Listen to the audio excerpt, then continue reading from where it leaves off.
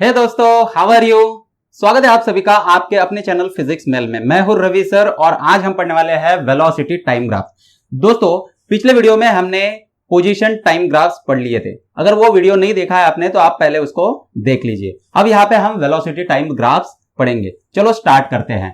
तो देखो दोस्तों, यहाँ पे सबसे पहला जो ग्राफ हम बनाएंगे that will be uniform motion. So we are going to draw uniform motion graph. So according to our principle, what we have decided in our last lecture, I explained you that we are going to take on x-axis the independent variable which is time here. तो time हमारा क्या है? Independent variable है। और dependent variable क्या रहेगा? Velocity, क्योंकि हम निकाल रहे हैं velocity time graphs। तो ये हो गया वेलोसिटी टाइम का, हमने एक्सिस यहां पे ले लिए। अब देखो यूनिफॉर्म मोशन है। मोशन यूनिफॉर्म में यानी क्या है कि उसका जो स्पीड है या तो फिर वेलोसिटी है वो कैसी है? कांस्टेंट है, थ्रू आउट कांस्टेंट है। यानी टाइम कितना भी चेंज होगा तो वेलोसिटी आपकी चेंज नहीं होने वाली। तो वेलोसिटी कांस्टेंट रहेगी, है ना। जैसे कि 2 मीटर पर सेकंड आपकी वेलोसिटी इनिशियली है, ये कितना है? 2 मीटर पर सेकंड। तो कितना भी टाइम इंक्रीज हो जाए इसकी जो वेलोसिटी है वो कितनी रहेगी?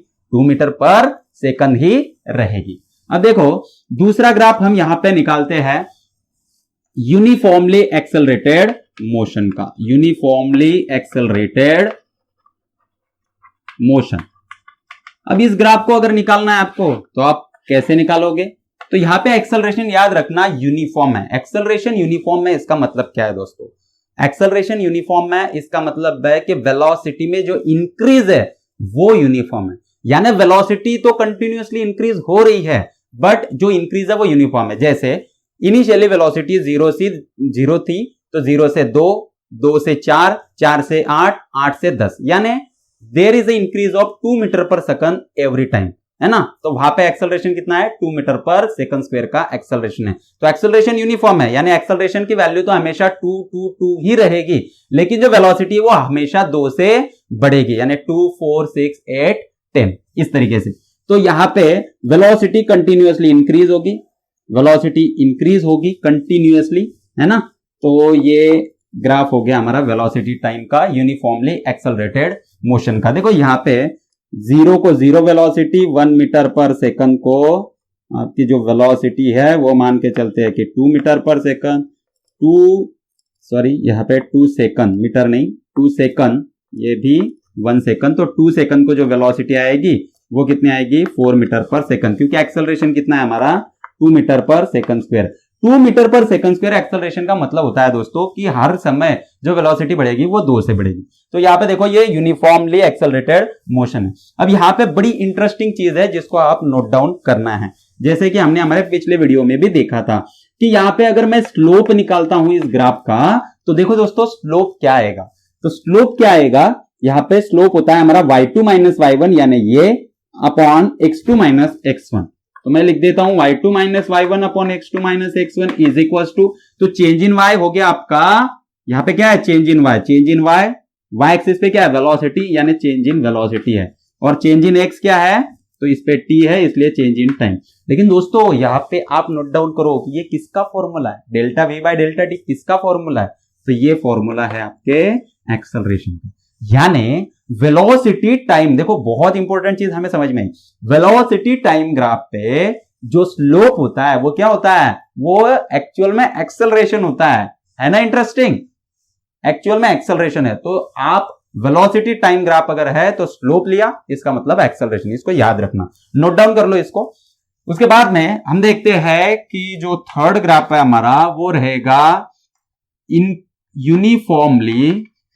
Uniformly increasing acceleration.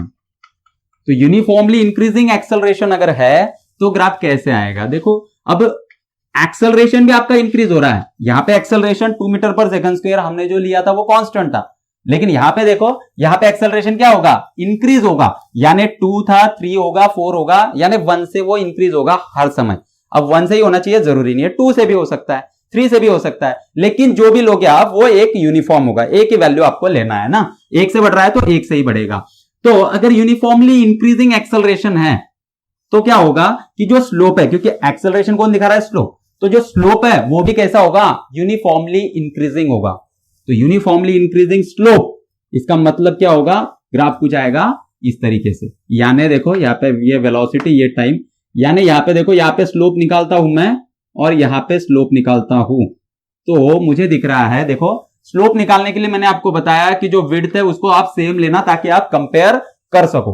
तो यहाँ पे जितनी विड्थ है उतनी ही विड्थ हमने यहाँ पे ली, उसके लिए हाइट देखो यहाँ पे बहुत ज्यादा है, यहाँ पे कम है। इसका मतलब यहाँ पे जो एक्सेलरेशन है, देखो स्लोप छोटा है तो एक्सेलरेशन भी स्मॉल है, और यहाँ पे देखो एक्सेलरेशन कैसा आ जाएगा, लार्ज, क्योंकि स्लोप देखो ये इसके हाइट जो है वो ज्यादा है, यानी स्लोप ज्यादा है, तो एक्सेलरेशन यहाँ पे लार्ज आ जाएगा। यानी इनिशियली एक्सेलरेशन कम था, बाद में ज्यादा है, तो ये क्या है, यूनिफॉर्मली इंक्रीजिंग एक्सेलरेशन। ऐसे ही अगर दोस्तों मैंने आपको बोला कि यूनिफॉर्मली डिक्रीजिंग एक्सेलरेशन का ग्राफ निकालो, तो आप कैसे निकालोगे, बहुत ही सिंपल है।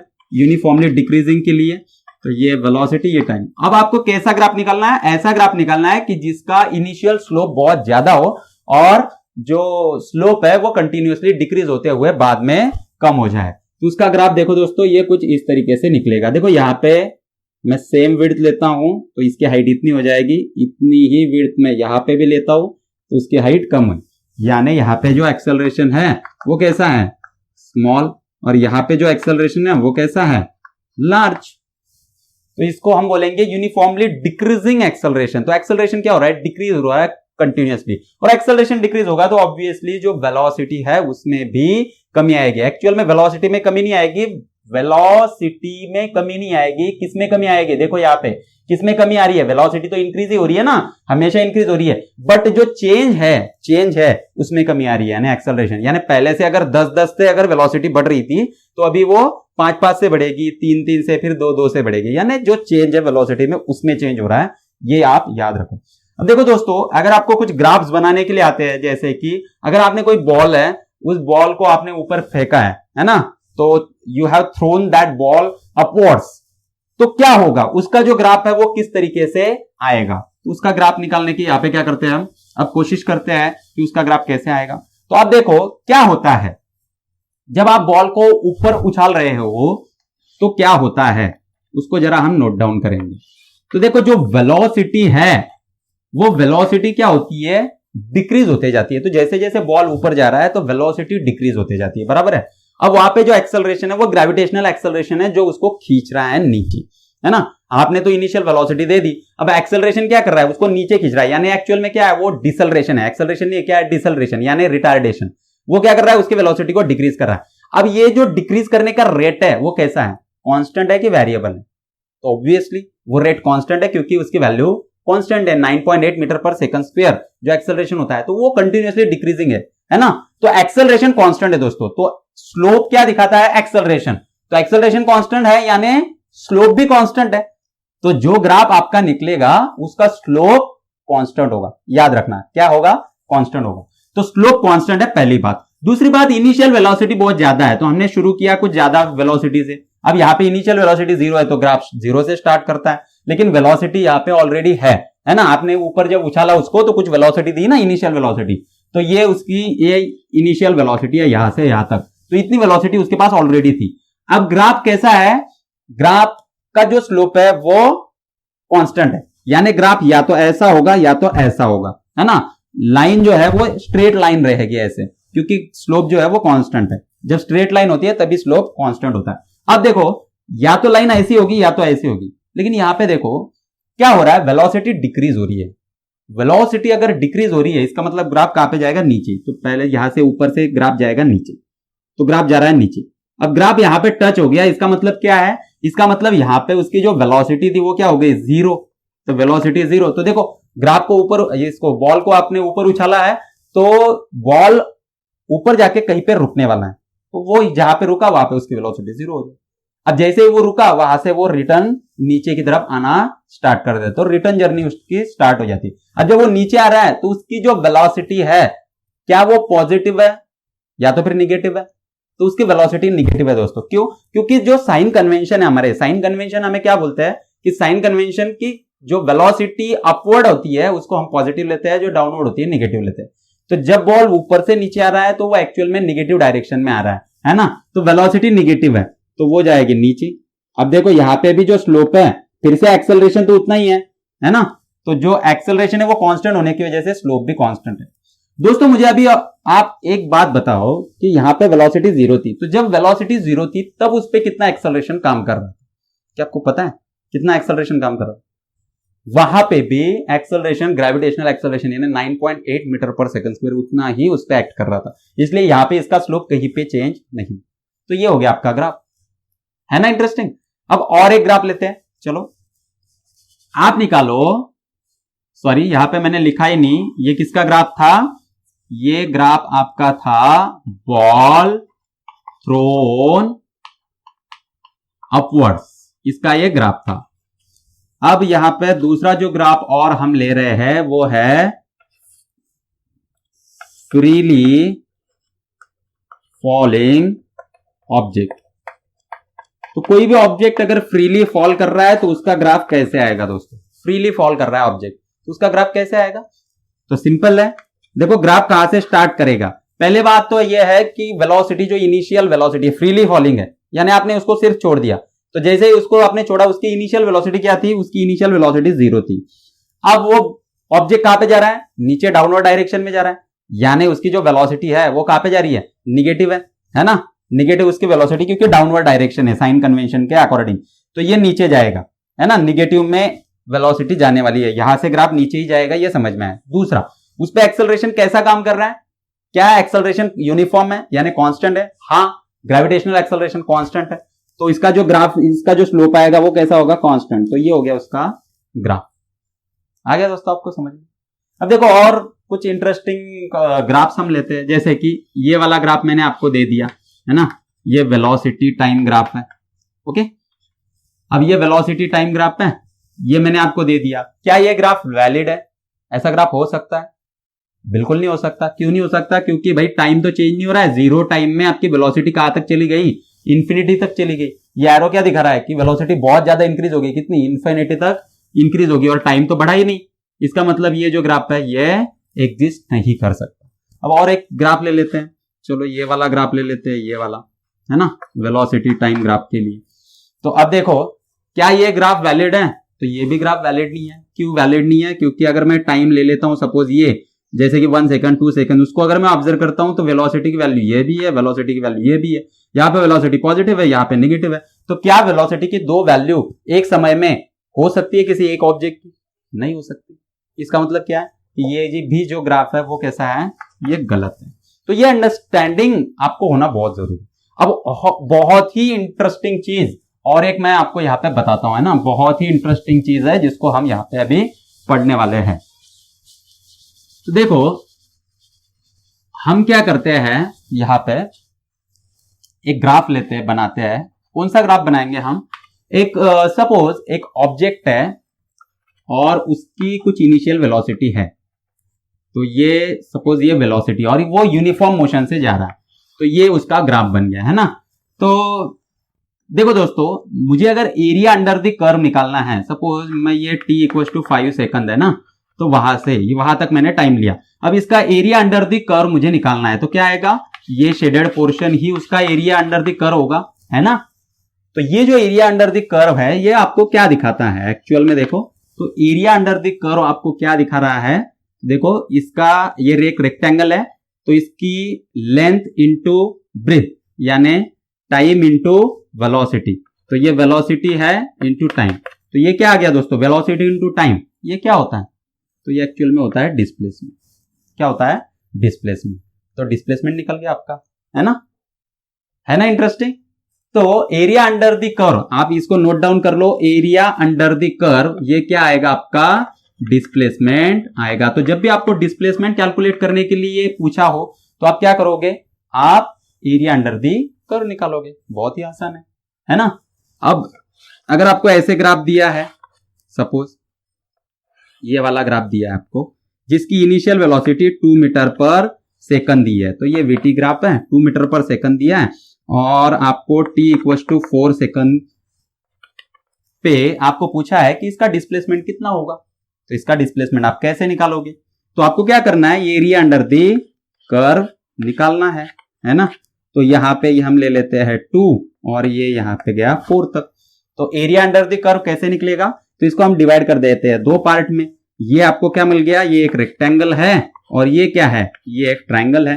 तो इन दोनों का जो एरिया है उसको ऐड कर देंगे, आपको ओवरऑल एरिया मिल जाएगा यानी डिस्प्लेसमेंट मिल जाएगा।